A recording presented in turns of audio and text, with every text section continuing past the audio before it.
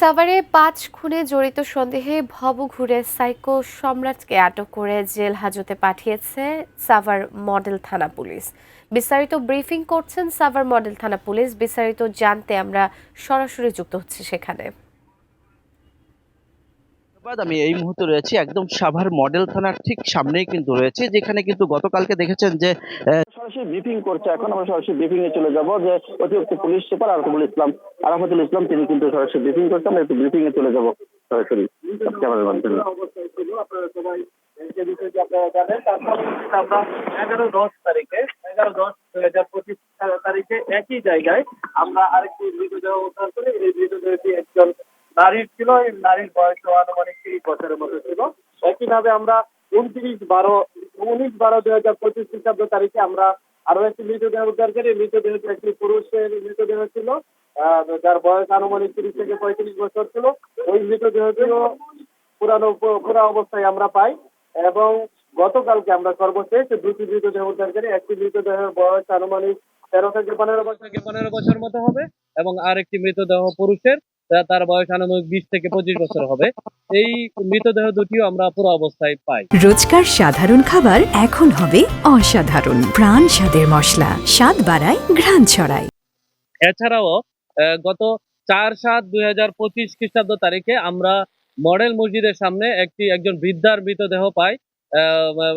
আমরা প্রাথমিকভাবে ধারণা করেছিলাম হয়তো বৃদ্ধ বয়সে 65 বছর বয়সী বৃদ্ধ ছিল, উনি হয়তো বার্ধক্যজনিত কারণে মৃত্যুবরণ করেছেন। আমরা এভাবেই একটি অপমৃত্যু মামলা রুজু করি, কিন্তু পরবর্তীতে দেখা যায় যে আমাদের যখন পোস্টমর্টম রিপোর্ট আসে, দেখা যায় তাকে শ্বাসরোধ করে হত্যা করা হয়েছে। এই ঘটনার আলোকেই আমরা পরবর্তীতে একটা মামলা সাভার মডেল থানায় মামলা রুজু হয়। এই পুরা 6টি ঘটনায় আমাদের সাভার মডেল থানায় 6টি মামলা রুজু করা হয়েছে। এবং আমরা মামলা প্রতিটি ঘটনার পরই আমরা মূলত তদন্ত করতে থাকি, কিন্তু সবচেয়ে দুঃখজনক যে আমাদের যে বৃদ্ধ মহিলা ছাড়া, আসমা বেগম যার বয়স 65 বছর, উনি ছাড়া আর কারোই আমরা এখন পর্যন্ত পরিচয় শনাক্ত করতে পারিনি।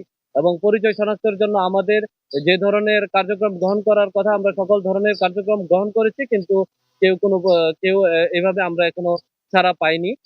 এর বাহিরে আমরা পরবর্তীতে আমরা যেহেতু আমাদের সাভার থানায় মামলা রুজু হওয়ার পর আমাদের থানা পুলিশ, আমাদের ডিটেকটিভ ব্রাঞ্চ সহ আমরা সবাই মিলে মূলত কাজ করতে থাকি যে এই ঘটনার পেছনে কারা জড়িত আছে।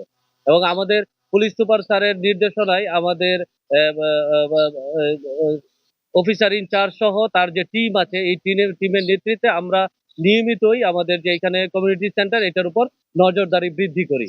আপনারা জানবেন যে ইতিমধ্যে আমরা পৌর কমিউনিটি সেন্টার আমাদের পৌরসভার সহায়তায় আমরা পরিচ্ছন্ন করেছি, লাইটিং এর ব্যবস্থা করেছি, এবং কিছু সিসিটিভি ফুটেজ, সিসিটিভি ক্যামেরা আমরা ইতিমধ্যে স্থাপন করেছি। আমরা শুধু এই নিয়েই ক্ষান্ত হয়নি।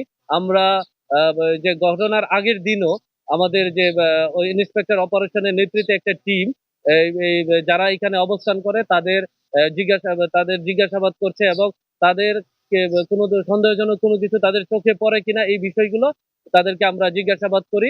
এবং এই জিজ্ঞাসাবাদ করার পরেও তারা বলেছে যে না, এই ধরনের কোনো কিছু তাদের চোখে লক্ষ্য করেনি।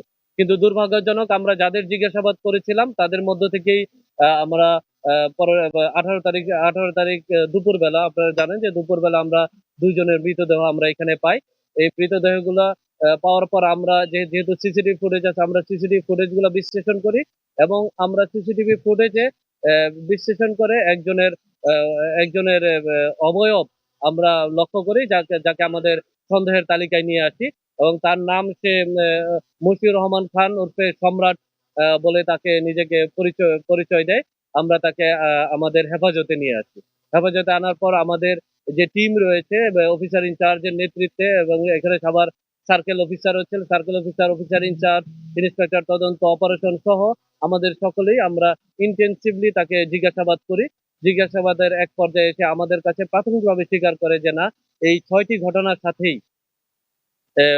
সম্রাট মশিউর রহমান খান উর্ফে সম্রাট নিজেকে নিজে এটার সাথে জড়িত আছে বলে আমাদের কাছে প্রাথমিকভাবে সে স্বীকার করে। আমরা তাকে ইতিমধ্যে বিজ্ঞ আদালতে আমরা প্রেরণ করেছি। আমরা প্রায় 10 দিনের রিমান্ড চেয়েছি।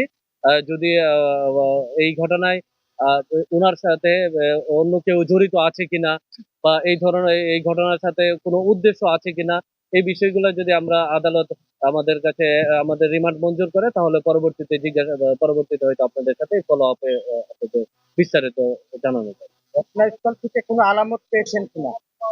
আহ, আহ, আহ,